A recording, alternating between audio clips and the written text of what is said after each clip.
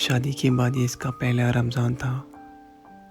امی کے گھر تو اس پر کوئی خاص ذمہ داریاں نہیں تھی، کیونکہ امی سحری بنا کر اس کو باقی سب کے ساتھ ہی اٹھایا کرتی تھی۔ ان کا کہنا تھا 4 دن ماں کے گھر آرام کر لے، پھر سسرال جا کے ذمہ داریاں ہی نبھانی ہیں۔ مگر اب شادی کے بعد 2 مہینے کا بچہ رات بھر جگائے رکھتا تھا، اور جو ذرا آنکھ لگنے لگتی تو سحری کا وقت ہو جاتا تھا۔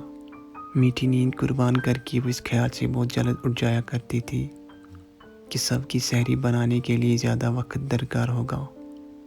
اگر صرف اپنے اور اپنے شوہر کی سحری بنانی ہوتی تو مزید 1 گھنٹہ سونے کی گنجائش نکل ہی جاتی، مگر اب جب کہ پوری گھر کی سحری کی ذمہ داری اسی اکیلی کے سر پر تھی تو 1 گھنٹہ پہلے اٹھنا پڑتا تھا۔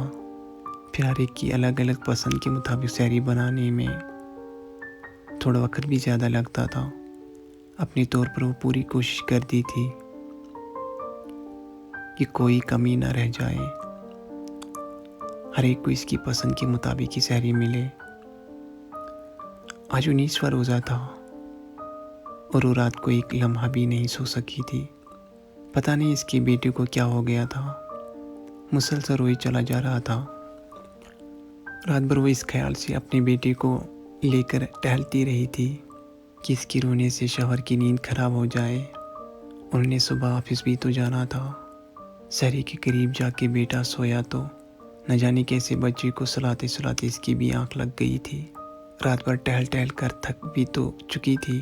1 گھنٹہ سونے کے بعد لاشعور طور پر احساس ذمہ داری سے اس کی آنکھ کھلی تو سحری کا وقت ختم ہونے میں 20 منٹ باقی تھے۔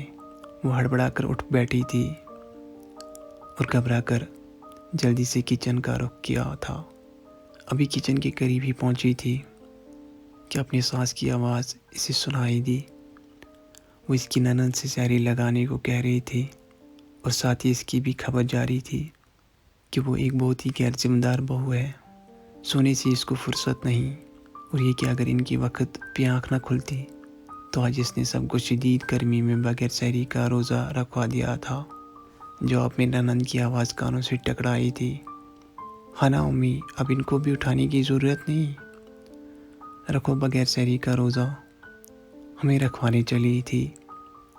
آج مزہ آ جائے گا جب خود بغیر سحری کا روزہ رکھے گی، سزا ملنی چاہیے ان کو اس غیر ذمہ داری کی۔ اور وہ حیران ہو کر بہتے آنسوں کے ساتھ سوچ رہی تھی کہ اس کی ذمہ داری ہے سب کو روزے کے لیے اٹھانے کی۔ روزہ تو انسان نے اپنے لیے رکھنا ہوتا ہے، تو پھر کیا وہ اپنی ذمہ داری پر خود اپنے روزے کی فکر میں نہیں اٹھ سکتا؟ وہ مزید آگے بڑھ کر ان کو شرمندہ نہیں کرنا چاہتی تھی کہ اس کی امی کی تربیت ہی ایسی نہیں تھی۔ آنسو پہنچ کر اپنے دل کو یہ تسلی دیتے ہوئے شوہر کو اٹھانے چل دی تھی کہ اگر وہ سب کو اٹھا کر سحری کرواتی ہے تو اس کے بدلے اللہ سے اجر بھی تو پاتے ہیں۔ اس کی سحری اگر نہ بھی ہوتی تو کوئی بات نہیں تھی کہ سارا دن اس نے گھر میں ہی تو رہنا تھا، مگر اس کے شوہر نے تو آفس جانا تھا۔ ان کی سحری بہت ضروری تھی۔ ویسے بھی جو تکلیف وہ یہ باتیں سن کر اٹھا چکی تھی، اس تکلیف کے سامنے سحری نہ کرنے کی تکلیف کیا معنی رکھتی تھی۔ دوستو، اگر آپ کو یہ کہانی پسند آئی تو لائک ضرور کیجیے۔ اگر چینل کو سبسکرائب نہیں کیا تو سبسکرائب کر کے بیل آئیکن پر پریس کیجیے تاکہ ہماری ہر آنے والی ویڈیو آپ تک ضرور پہنچے۔ ملتے ہیں کل ایک اور نئی کہانی کے ساتھ۔